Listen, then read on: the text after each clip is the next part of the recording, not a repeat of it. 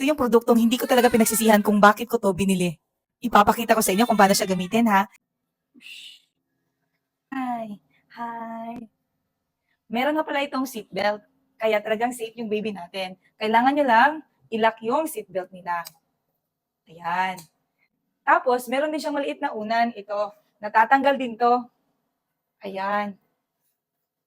Tapos, yung tela niya talagang napakaganda. Kung nailagay mo na si baby, kailangan na-secure niyo ng maayos yung likod, ha, na talagang nalock talaga siya. At panatilihin niyo talagang safe si baby.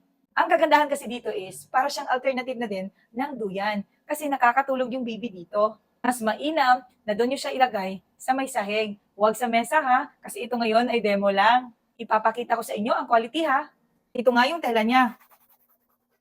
Tapos diyan, naka-seatbelt yan, ha, kaya safe na safe si baby.